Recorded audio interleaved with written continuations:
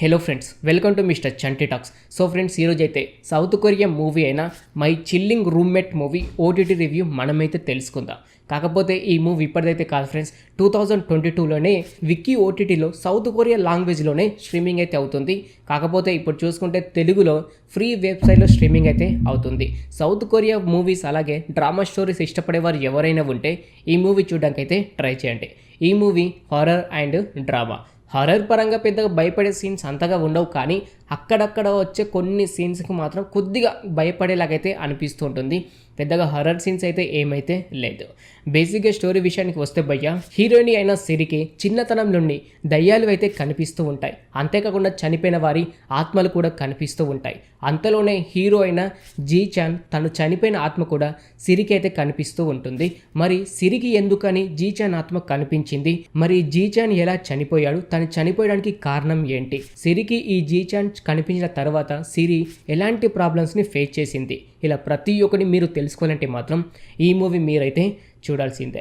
ఈ movie horror and drama. Horror పరంగా కొన్ని సీన్స్ అయితే భయపడేలాగా అయితే ఉంటాయి, కానీ అంతగా వర్కౌట్ అయితే అవ్వలేదు.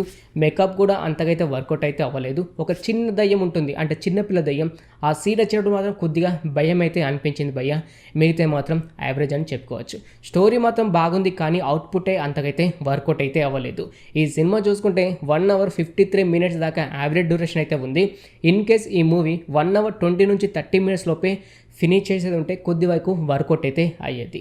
సినిమా సెకండ్ హాఫ్ అంటే ఆల్మోస్ట్ ఒక 1 అవర్ తర్వాత ల్యాగ్ అయితే అనిపిస్తూ ఉంటుంది. అంతేకాకుండా కొన్ని లాజిక్ సీన్స్ కూడా చూపించలేదు భయ్య. ఆ లాజిక్ సీన్ కొద్ది వరకు చూపించేది ఉంటే ఈ సినిమా చూస్తున్న కొంతమందికి అయితే నచ్చేదని చెప్పుకోవచ్చు. ఆ లాజిక్ సీన్ ఎందుకని యాడ్ చేయలేదో తెలియదు, కానీ యాడ్ చేసే ఉంటే కొద్దిగా వర్కౌట్ అయితే అయ్యేది. ఈ సినిమాలో ఒకే ఒక సాంగ్ ఉంది, ఆ సాంగ్ అలా బ్యాక్గ్రౌండ్ మ్యూజిక్గా వెళ్తూ ఉంటుంది.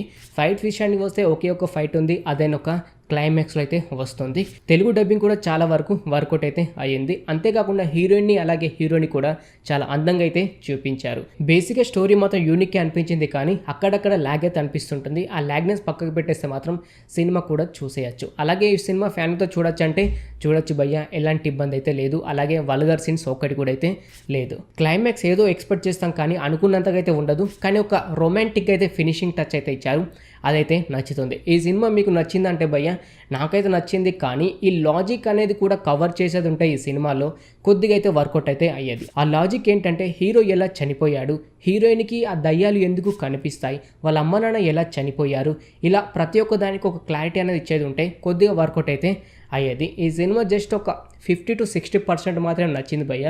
ఈ మూవీ పెద్దగా రికమెండ్ చేసి అయితే కాదు భయ్య, జస్ట్ యావరేజ్ అని చెప్పుకోవచ్చు. Korean movies and Korean drama movies ఇష్టపడేవారు ఎవరైనా ఉంటే ఒకసారి వెళ్ళి చూడడానికి అయితే ట్రై చేయండి. అదైనా కొన్ని హైలైట్ సీన్స్ అయితే ఉన్నాయి, ఆ హైలైట్ సీన్స్ కోసమైనా వెళ్ళి చూడడానికి అయితే ట్రై చేయండి. ఓకే ఫ్రెండ్స్, చూసారు కదా సౌత్ కొరియా మూవీ అయినా my chilling roommate movie OTT review. ఇలాగే ప్రతి ఒక్క మూవీ ఓటీటీ రివ్యూ అండ్ ప్రతి ఒక్క వెబ్ సిరీస్ రివ్యూ, ఇలా ప్రతి ఒక్కటి మీరు తెలుసుకోవాలి అని అనుకుంటే మన ఛానల్ని సబ్స్క్రైబ్ చేసుకొని పక్కన ఉండే గంట సింబల్ని యాక్టివేట్ చేసుకోండి. మరొక మూవీ రివ్యూతో మీ ముందుకైతే వస్తాను. Thanks for watching.